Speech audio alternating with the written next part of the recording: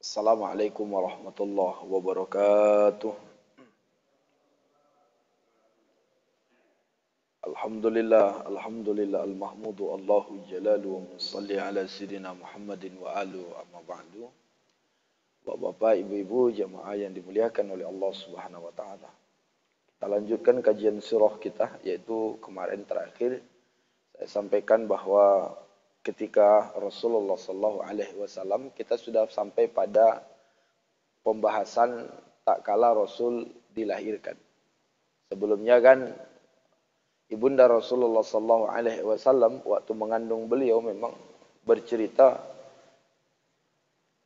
itulah yang seringan-ringan, artinya Bapak Ibu yang dimuliakan Allah, memang tidak terasa gitu. Artinya kalau bahasa kitanya nggak menyusahin, ya. Artinya nggak banyak muntah-muntah, nggak banyak ngidam ini dan itu gitu. Sebagaimana kita maklumi bersama bahwa kalau perempuan sudah hamil, itu cobaan kepada kita sebagai suami kan pasti berat, kecuali suami mungkin yang tidak peduli gitu. Tapi rata-rata Bapak Ibu yang dimuliakan Allah, perempuan hamil itu berat sekali. Makannya terganggu, tidurnya terganggu, semuanya lah. Jarang memang perempuan yang ketika hamil enjoy gitu. Apalagi udah hamil sudah hampir menjelang 8 bulan, 9 bulan. Dan hamil-hamil pertama itu sebenarnya saya perhatikan beda-beda tipis saja beratnya. Kalau di hamil pertama beratnya itu di makanan, muntah-muntah. Tapi di hamil yang terakhir itu kan beratnya mulai terasa sakit, bentar-bentar nggak boleh terlalu lama duduk atau kemudian terlalu lama berdiri. Artinya menyiksa lah. Tapi Masya Allah itu tidak terjadi waktu mengandung Rasulullah Sallallahu Alaihi Wasallam. Karena memang Bapak Ibu yang dimuliakan Allah, yang dikandung ini adalah Sayyidul Alam. Bahkan dikatakan laulaka ya Muhammad ma khalaqtul amlak. Kalau bukan karena engkau wahai Muhammad tidak diciptakan alam semesta ini. Bapak Ibu yang dimuliakan Allah, kita enggak bakalan ada tanpa adanya Rasulullah sallallahu alaihi wasallam. Nabi Adam tidak ada, langit dan bumi tidak ada. Sehingga itu yang sering kita lihat dalam riwayat bahwa tak kala Nabi Adam menikah dengan Hawa, ya kan? Kan saat Hawa setelah diciptakan, itu Nabi Adam ingin langsung menyentuh. Tapi kemudian dilarang oleh Allah Subhanahu wa taala, kalau engkau ingin menyentuhnya, berikan maharnya. Maka ketika itu Nabi Adam bertanya, apa maharnya? Maka disuruhlah sallu ala nabi, bersalawat kepada Rasulullah sallallahu alaihi wasallam. Terlihat dan ternyata Adam alaihi salam terkaget. Sebab kenapa? Di samping nama Allah Subhanahu wa taala adalah nama Rasulullah sallallahu alaihi wasallam. Jadi keagungan Nabi itu di zamannya Nabi Adam pun sudah tahu bakalan lahir sesosok Nabi yang kemudian nanti di akhir zaman akhirun Nabi wa khatamun nabiin, penutup para nabi, la nabiyya ba'da, enggak ada lagi nabi setelah itu. Makanya prosesnya dari awal dijaga oleh Allah Subhanahu wa taala begitulah. Allah menciptakannya sehingga pada akhirnya Bapak Ibu yang dimuliakan Allah menikahlah Abdullah dengan Aminah. Padahal sebelumnya juga yang kemudian tertarik kepada Abdullah. Tapi ternyata dengan izin Allah nggak ditakdirkan gitu loh Pak. Kita ini kan kebanyakan takdir kita ini apa ya? Ambil hikmahnya gitu. Kita baik, dapat bini tapu-apu, contoh, ya kan? Atau istrinya baik, dapat suami, belikan lipstik pun nggak pernah, ngasih uang belanja pun kurang terus, nggak tahu harga minyak goreng naik kan gitu. Bapak Ibu yang dimuliakan Allah berbeda.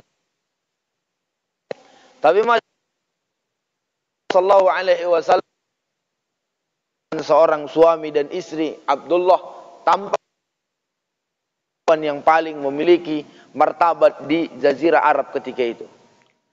Bapak Ibu yang dimuliakan oleh Allah Subhanahu wa taala. Walamma hamalat Aminatu bi Rasulillah sallallahu alaihi wasallam zahara lah lihamli azaib. Saat mengandung Rasulullah maka Aminah pun merasakan keajaiban-keajaiban. Qala Sa'al ibnu Abdullah, berkatalah Sa'al ibnu Abdullah Tasturi radhiyallahu anhu, lamma arada Allah taala khalqa Muhammadin sallallahu alaihi wasallam fi batni ummihi Aminah lailatul Rajab wa kanat lailatul Jum'ah, amara ridwan khazin al-jinan ayyataha al-firdaus wa nada munadin bis sama'i wal ar ala inna an-nur مخزون المأنون الذي يكون من النبي الهادي يستقر في هذه الليلة في بطن أمه الذي فيه يتم خلقه ويخرج إلى الناس بصيرا ونذيرا. Jadi disebutkan bahwa Sahal bin Abdullah At-Tusturi radhiyallahu anhu, tak kala Allah Subhanahu wa taala ingin menciptakan Rasulullah sallallahu alaihi wasallam di perut ibunya, itu terjadi Lailatul Rajab, pada malam bulan Rajab, yaitu Lailatul Jum'ah, di malam Jumat. Saat itu Bapak Ibu yang dimuliakan Allah, amara ridwan Subhanahu wa taala memerintahkan penjaga pintu surga untuk membukakan Jannatul Firdaus, membukakan pintu surga. Wa nada munadi minas sama, lalu terdengar suara memanggil di langit dan di bumi, ala innan nur, bahwa nur Muhammad sallallahu alaihi wasallam yang selama ini dinanti-nanti, yakunu min nabiyul hadi, itu adalah nabi yang akan memberikan petunjuk. Yastaqiru fi hadhihi laila fi batni ummi, ditetapkanlah di malam itu. Ini satu pendapat. Kita boleh percaya, boleh tidak. Nanti Bapak Ibu yang dimuliakan Allah, namanya sirah, banyak jalur. Kita bisa lihat dari jalur yang dan lain sebagainya. Setelah itu Bapak Ibu yang dimuliakan oleh Allah Subhanahu wa taala, dalam riwayat Ka'bil Ahbar annahu nudi tilkal laila fis sama wa sifaiha wal anna nurul ma'nun alladhi minhu Rasulullah sallallahu alaihi wasallam yastaqirru lailata fi batni Aminah fayatuba laha summa yatuba. Beruntung Bapak Ibu yang dimuliakan oleh Allah Subhanahu wa taala, bahkan dihikayatkan tak kala Aminah mengandung Rasulullah sallallahu alaihi wasallam, maka Aminah pun bermimpi. Apa kata Aminah? Bermimpi dia, wa atani atin wa ana baina naima wal yaqadha. Seolah-olah mimpi itu antara nyata dan tak nyata. Kalau kita mimpinya kan Pak memang enggak nyata terus. Mimpi jadi orang kaya, tiba bangun langsung miskin, ya kan? Mimpi 3 periode, kenyataannya 2 periode, ya kan? Banyak orang yang bermimpi kemarin waktu harga sawit naik, ya kan? Bermimpi punya mobil Fortune, bahkan bermimpi harga sawit sampai 6.000, bermimpi kemudian lebaran ini adalah lebaran yang paling berkesan, bisa jalan-jalan kemana, dengan dengan 1 kapling sawit sudah berbahagia. Tiba-tiba turun Bapak Ibu, kepala orang yang awalnya di kantong pindah semua ke kepala, rap gitu, ya kan? Ini namanya mimpi. Mimpi. Ada lagu lagu di Sumbar tuh, Takicu di Nangka. Semua petawit menjerit, tengok itu mobil-mobil pada parkir semua kan di depan pabrik. Masya Allah, kita doakan mudah-mudahan yang punya sawit harganya tetap, amin. Bukan hanya harganya tetap, impaknya juga tetap, ya kan? Bapak Ibu yang dimuliakan oleh Allah Subhanahu wa taala, dan dalam mimpi itu antara nyata dan tidak nyata, lalu kemudian dipesankanlah, nanti kalau lahir anakmu buatlah namanya Muhammad. Jadi memang waktu dalam mimpi itu sudah dibisikkan bahwa Nabi ini akan Muhammad. Hikmahnya ternyata Bapak Ibu yang dimuliakan Allah, kenapa nama Nabi kita Muhammad? Karena Muhammad ini artinya kan terpuji. Ahmad artinya juga terpuji. Ahmad artinya yang paling terpuji, Muhammad artinya terpuji. Artinya bagaimanapun orang mencaci maki Nabi, tidak ada Bapak Ibu yang dimuliakan Allah kecuali akan balik kepada arti bahwa beliau terpuji. Dan ingat, nama adalah doa. Maka setiap orang menyebut nama Muhammad, setiap orang menyebut nama Ahmad, maka Bapak Ibu akan berefek terhadap engkau mulia, engkau terpuji, engkau mulia, engkau terpuji. Sama dengan kita nama anak misalnya Slamet. Orang Jawa nih, namanya Sopo, Selamat Kang. Oh, doanya supaya dia selamat. Kalau daerah orang Medan, ada orang namanya misalnya Lokot. Istri gua ini anak Mon, Lokot tulang. Nah, kenapa Lokot nama anakmu? Harapannya supaya lengket rezekinya. Datang di Kubang nama anak orang Teleng. Ini biar anaknya Teleng ini. Kadang-kadang kita ini Bapak Ibu yang dimuliakan Allah, masalah nama ini menganggap sepele. Saya kurang suka melihat orang suka menggabung-gabungi nama suami dengan nama istri. Lebay betul itu. Nggak ada jaminan juga. Walaupun mohon maaf Bapak Ibu nggak ada larangan syariat. Cuma iya kan kalau namanya bagus. Bapak Ibu bayangkan, nama suaminya Babas, nama istrinya Kokom, nama anaknya Baskom. Ya kan? Kalau nama suaminya Arpan, nama istrinya Lili, nama anaknya Lipan.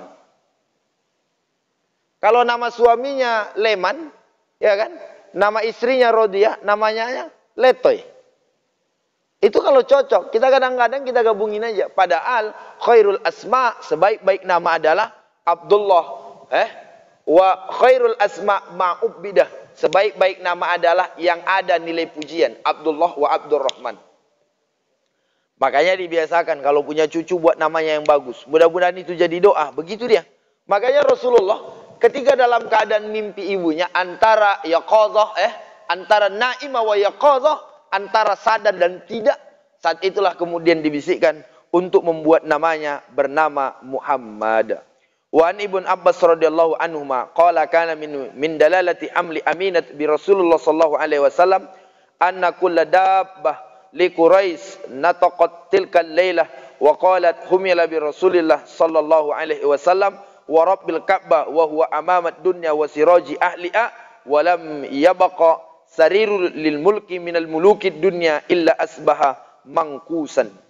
Jadi waktu hamilnya Rasul itu dikatakan oleh Abdullah ibnu Abbas, kulla dabbatin li Quraisy. Setiap tunggangan hewannya milik orang-orang Quraisy ketika itu nataqat tilkal lailah, ngomong waktu malam itu, humila bir Rasulillah, bahwa Rasul telah ada di dalam kandungan.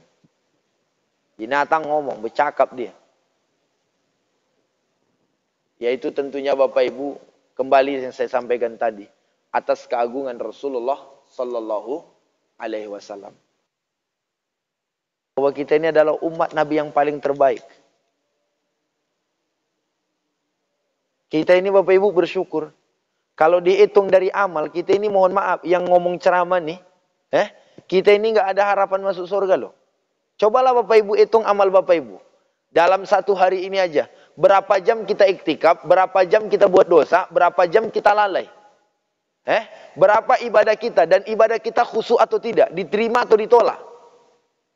Kalau kita menghitung amal kita dari sejak kita muda, sejak kita dihitung bahwa kita sudah diwajibkan kewajiban dalam agama, sampai kemudian usia kita yang sekarang, berapalah yang telah kita laksanakan ibadah, atau lebih banyak dosa, atau jangan-jangan kita ini dulu mantan pakai narkoba, mantan pakai judi. Kita ini dulu mantan orang yang suka memakan yang haram. Sekarang ini ditakdirkan Allah kita bertobat. Berharap kita mendapatkan syafaat Rasulullah sallallahu alaihi wasallam. Kita ini mulia Bapak Ibu. Karena Allah muliakan Nabi. Kita ini adalah umat yang paling termulia. Nggak ada yang lain. Begitupun kadang-kadang kita ini umat Rasulullah sallallahu alaihi wasallam kurang bersyukur terhadap Rasulullah sallallahu alaihi wasallam. Kurang menyebut namanya, kurang memuji beliau. Bahkan kadang-kadang kita menganggap sepele terhadap Rasulullah, terhadap ajarannya. Padahal mohon maaf lahir batin, tidak ada manusia yang paling cinta kepada kita, hatta ayah dan ibu kita, kecuali Rasulullah sallallahu alaihi wasallam. Makanya dulu pernah Umar ibnul Khattab datang kepada Nabi, lalu kemudian beliau mengatakan, ya Rasul, apakah aku sudah termasuk cinta kepada engkau ya Rasul? Kata Rasulullah sallallahu alaihi wasallam, la yu'minu ahadukum ahabba ilaihi min walidihi wan nasi ajma'in. Kepadaku, sampai kata Nabi, dia lebih memilih aku ketimbang ayahnya, ketimbang ibunya, ketimbang saudaranya, wan nasi ajma'in, ketimbang seluruh manusia. Kalau dia masih mencintai hartanya, mencintai kekayaannya, mencintai jabatannya, mencintai istrinya, mencintai anaknya, mencintai ibunya, bahkan mencintai kolega-koleganya lebih daripada Rasulullah sallallahu alaihi wasallam, itu belum termasuk mencintai Rasulullah sallallahu alaihi wasallam. Inilah yang bakalan dilahirkan. Bapak Ibu, sejarah tentang kelahiran Nabi, itu banyak sekali kisahnya, banyak sekali jalur riwayatnya, tapi intinya saat Rasulullah sallallahu alaihi wasallam dilahirkan, di dalam kitab Khulasah Nurul Yakin dikisahkan bahwa ketika itu alam-alam semua, malaikat semua pada turun. Bahkan ada pendapat yang mengatakan, manakah yang lebih mulia? Malam waktu Nabi dilahirkan atau waktu malam turun Al-Quran?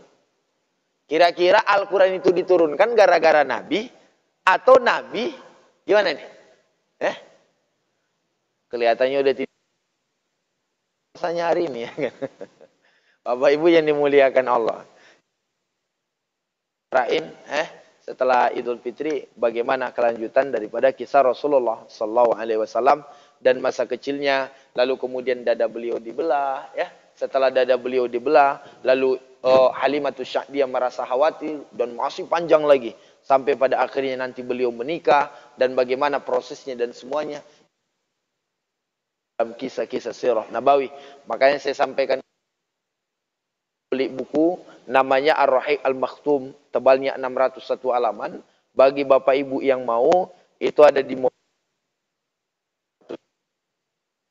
Makhtum dari awal sampai habis. Karena insya Allah kita akan bicara bagaimana awal perang. Bahkan Bapak Ibu yang dimuliakan Allah, perang Punjal, waktu kejadian batu yang ada di Ka'bah itu, Hajar al-Aswad itu jatuh, lalu kemudian dirame-ramekan untuk meletakkan kembali. Dan Rasul pernah melakukan peperangan sebelum beliau menjadi Nabi dan Rasul. Kapan itu? Waktu beliau masih muda. Kerja beliau ketika itu mengasah ujung anak panah, yang waktu itu membantu pamannya bernama Abbas. Dan masih banyak lagi. Inilah mungkin yang bisa kita sampaikan. Mohon maaf lahir dan batin. Saya doakan mudah-mudahan Bapak Ibu yang pulang mudik. Ini ada yang mau pulang tidak nih? Baliklah Bapak Ibu, mumpung orang tua kita masih ada. Kalau orang tuanya masih ada, balik. Ini Ustaz Syukron, baliklah. Tinggalkan aja jamaah di sini. Nanti aja sebagainya. Terima kasih, mudah-mudahan bermanfaat. Assalamualaikum warahmatullahi wabarakatuh.